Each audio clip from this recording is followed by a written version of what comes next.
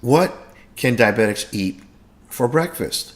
In today's episode, we will cover breakfast, but in ways your doctor and healthcare team may not have.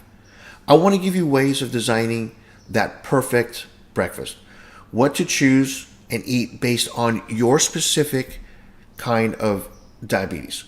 Our goal is not only to maintain perfect blood sugars, but to keep our energy levels and mood up for the rest of the day. Remember, as I've said, each one of us responds differently as a diabetic to food. There are three critically important factors that come into play that are not mentioned anywhere else.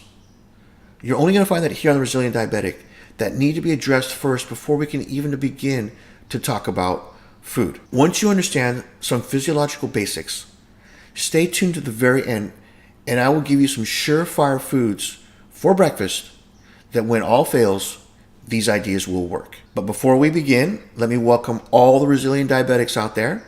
This is where we turn ordinary struggling diabetics into extraordinarily well-controlled diabetics. If you don't know who I am, my name is Jay Sampat, and I am an insulin-dependent diabetic diagnosed a little over 5 years ago. So the proud owner of a pancreas that seems to have gone on a permanent and lifelong vacation. So not only am I a diabetic like you, where we will walk the walk and talk the talk together, but I also do have a University of Bachelor's Science degree in nutrition dietetics, and that does come in very handy in discussing all the intricacies of being a diabetic. If you like what you see here today and you want to learn more, I suggest you hit that subscribe button, that like button, and of course that gray bell, which will notify you when the next episode has been released. For many people, breakfast is the most neglected meal of the day. But if you have diabetes, breakfast, as you may have been told by your nutritionist and your doctor, has now become a must, ? And they say it can have real benefits. Having a source of healthy carbohydrates along with protein and fiber is the perfect way of starting out the morning. But the question is, what are healthy carbs for us diabetics? The advice that's constantly being given is eat foods at breakfast that have low glycemic index based carbs. They help prevent spikes in blood sugar all morning and even after lunch. A good breakfast helps kickstart your morning metabolism, keeps your energy up throughout the day. And that sounds great, like we're going to Disneyland, until you check your blood sugar levels and that healthy breakfast of oatmeal, scrambled eggs, whole grain toast, whole grain cereals that was suggested has your blood sugars over 200. Now what? What are those factors that need to be covered first before your ultimate breakfast can be designed?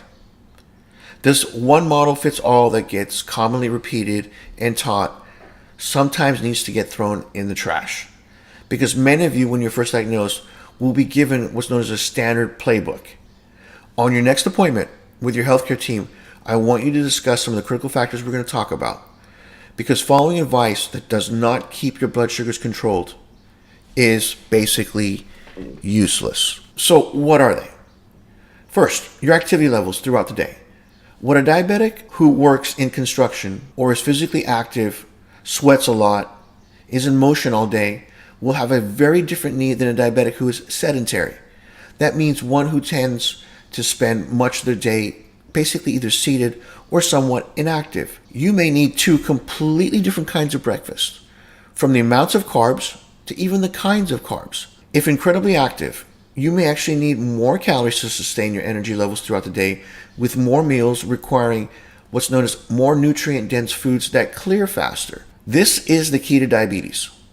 Each meal builds on the next. What do I mean by that? If you always must have lunch, regardless, I've got to have lunch, what is consumed at lunch will either hurt or help you. And this is critical for type 2 diabetes. So in other words, the breakfast that you have must clear before lunch. You cannot have a breakfast that, say, keeps you full and satisfied if lunch is about to be eaten. As the carbs eaten at breakfast are still coming into the bloodstream, you're now about to eat lunch, which then is going to add to the sugars in your bloodstream. So what happens? Your sugar levels get compounded. This leads to number 3, clearance times. So each meal in sequence must clear before the next. What you have for breakfast, yes, not only starts your day, but sets up a succession of glucose tolerance and buildup. This is especially important for the non-active. A solid, well-based, established routine of foods that your body tolerates will become your ultimate savior. So just to kind of repeat, that breakfast consumed must have blood sugars back down in the normalized range before that next meal. And what is that? You need to ask your healthcare provider where that should be. I have a well-established routine of foods, so before each meal, I know exactly where my blood sugar should be. And that's generally below 120 milligrams a deciliter. Ideally, it's 90. When I'm tweaking or testing out new foods, it must be 150 milligrams a deciliter or lower 2 hours after I've eaten that meal. For example, you ate your low glycemic index-based healthy bowl of oatmeal for breakfast. And I just discussed oatmeal in my previous video. I will have a link at the bottom of the description and at the end of this video for you. And your blood sugars are high, they're elevated prior to your next meal. Then what's going to happen? That next meal will add more sugars to your system, thus disaster ensues. If one is busy for lunch and never eats lunch regardless, then that breakfast must be tailored in a fashion that is actually sustainable. That is where you do want slow-acting carbs to be released throughout the day. But sugars should still not be above 150 milligrams per deciliter 2 hours post-meal. Adding in some healthy fats to the breakfast actually may be a great option if your blood sugars tend to be on the higher end.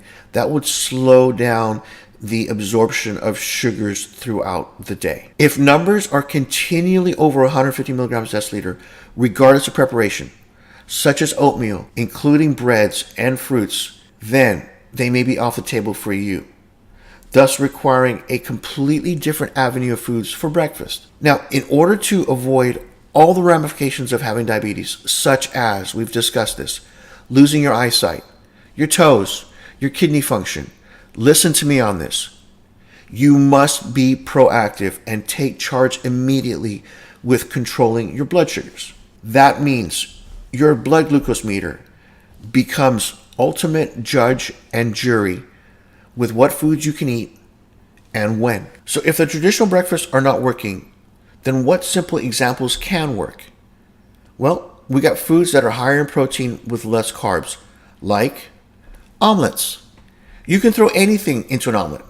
Using leftover vegetables from the night before is a great way to increase your fiber, your nutrition. It prevents spoilage, and it'll help you keep you full.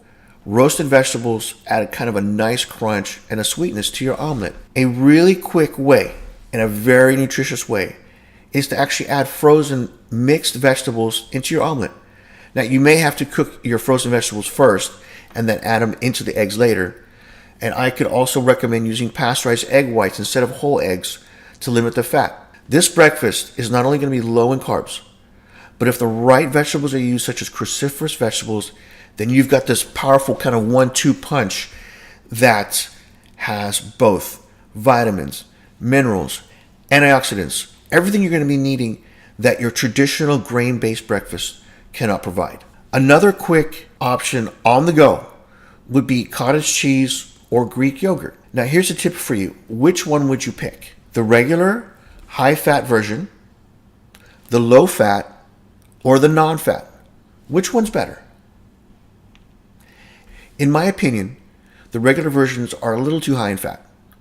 And unbeknownst to you, the non-fat versions will actually have sugars added back into them. Why? That's to add in more mouthfeel or texture that the fat originally gave. And I discussed that in the episode, Are Smoothies, Fruits Healthy for Diabetics? I will also put that in the description box at the below for you to click to if you want to go over that video. The low-fat versions are generally the best mix of protein to fat to carbs, especially for diabetics. In the comment section below, I would love to see what you have for breakfast, your recipes. What do you eat for breakfast? What have you tried? What has failed? And what's been a success? With all the new diabetics we have coming in here, they would love to read your recipes. If you found this episode helpful, remember, I need you to hit those alerts, that gray bell on top of the screen, and the subscribe button. If you like what you heard today, that like button. What I recommend next for you will be my new playlist, What Can Diabetics Eat or Drink? It's a direct link that you can click with your mouse if you're on a computer or your fingers if you're on your cell phone. You just have to hit that box right there, and that will take you to all those episodes. Have a great and productive day, and we'll see you soon with another new episode, which are always released weekly. Bye for now.